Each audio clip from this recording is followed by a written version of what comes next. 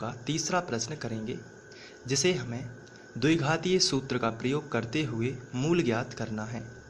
तो ऐसी स्थिति में आपको द्विघातीय सूत्र मालूम होना चाहिए और द्विघातीय सूत्र होता है x बराबर minus b plus minus under root b square minus 4ac/2a। तो आप इसको याद कर लीजिए और इसके बिना आप इसको नहीं कर सकते। तो सबसे पहले आपको इसे याद करना है। तो अब हमें एक समीकरण दिया गया है जो कि एक वर्ग समीकरण है और इसके हमें मूल ज्ञात करना है। तो सबसे पहले हम इसको ज्यों का त्यों लिख लेंगे। तो हम लिखेंगे दिया गया समीकरण। तो सबसे पहले आपको ये लिख लेना है और इसके बाद हमें इसकी तुलना वर्ग समीकरण यानी ax वर्ग प्लस बी वर्ग प्लस c से करनी है। तो हम लिख लेते हैं। तो यहाँ पर आप लिखोगे उपरोक्त समीकरण की तुलना वर्ग समीकरण ax वर्ग प्लस bx प्लस c बराबर 0 से करने पर। तो ये हमारा वर्ग समीकरण है। तो आपको एग्ज़ाम में इसी तरीके से लिखना है कि हमें तुलना करनी है वर्ग समीकरण से। यहाँ पर x वर्ग लिखा है, यहाँ पर भी x वर्ग लिखा है।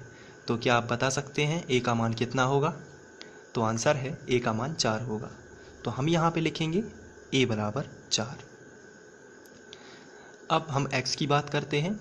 x यहाँ है, x यहाँ भी है। तो b का मान कितना होगा? 4 अंडर रूट 3। तो हम यहाँ पे लिखेंगे b का मान जो है वो है 4 अंडर रूट 3। इसी तरीके से यहाँ पर c है और c जो है अचर पद को बताता है। तो c का पूरा मान हो जाएगा +3। तो हम c बराबर लिखेंगे 3 क्योंकि प्लस तो माना ही जाता है। तो यहाँ पे हमें a, b और c तीनों के मान मिल चुके हैं। तो अब हम आगे बढ़ते हैं। तीनों के मान मिलते हैं तो हम श्रीधराचार्य सूत्र यानी कि द्विघातीय सूत्र x बराबर minus b plus minus under root b square minus 4ac/2a इसका सूत्र का उपयोग करते हैं। तो आइए इसको लिखते हैं। तो हम लिखेंगे सूत्र।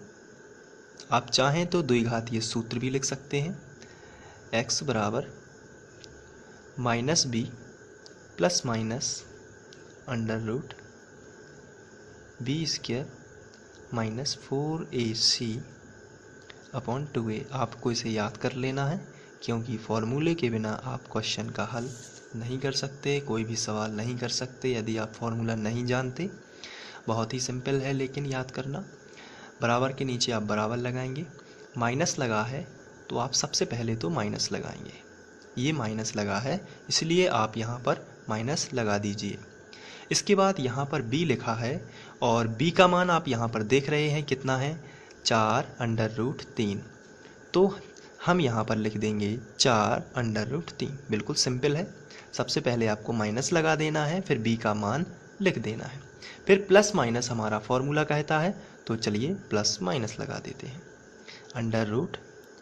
इसके बाद यहाँ पर b वर्ग लिखा है यानी b का वर्ग। b का मान कितना है? 4 करणी 3 यानी 4 अंडर रूट 3।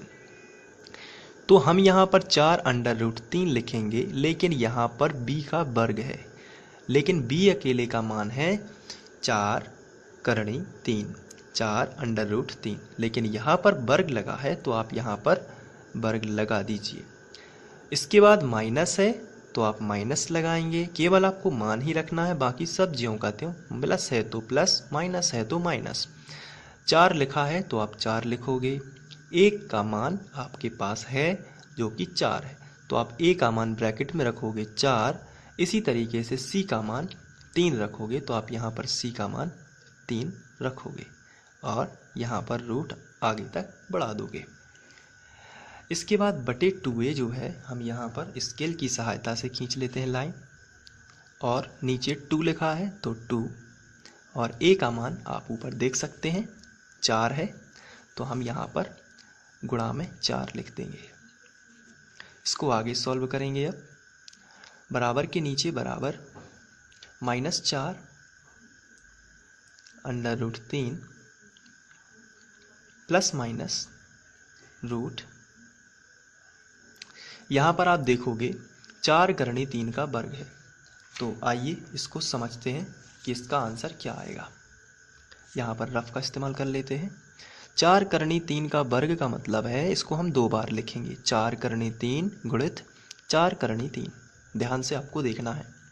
संख्या का गुणा संख्या में करोगे, करणी का गुणा करणी में करोगे। चलिए संख्या कितनी है 4, यहाँ पर संख्या कितनी है 4, तो 4 चौके 16 मिलेगा आपको।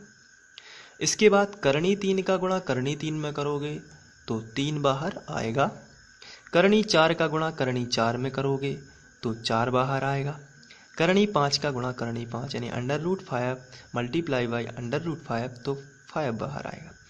क्यों आता है ये बाहर, इसका कारण ये है, अंडर रूट का मतलब होता है 1/2 की घात, और यहाँ पर भी 4 पर 1/2 की घात। यदि हम 4 का उदाहरण लें तो 1/2 की घात यानी आधे की घात, और आधे की घात और गुणा में घातें जुड़ती हैं तो 1 की घात बन जाती है।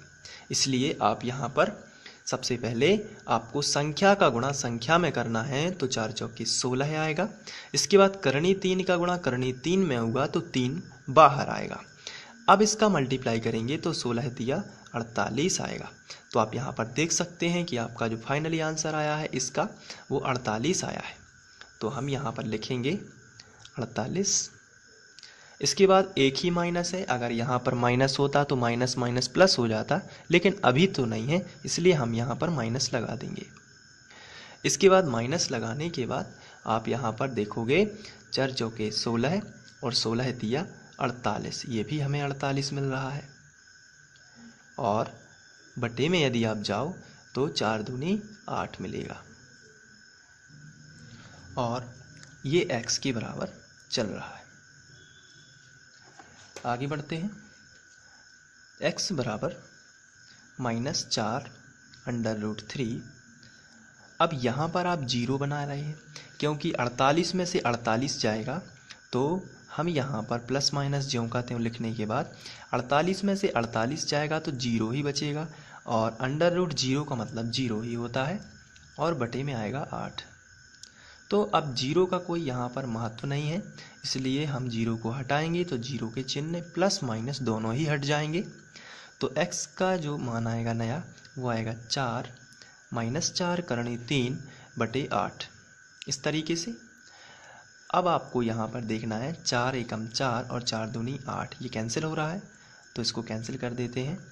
तो आएगा माइनस, तो लगा ही है 4 एकम 4, तो एक बार गया इसलिए 1 का गुणा करणी 3 में होगा तो करणी 3 ही आएगा बटे 4 दूनी 8।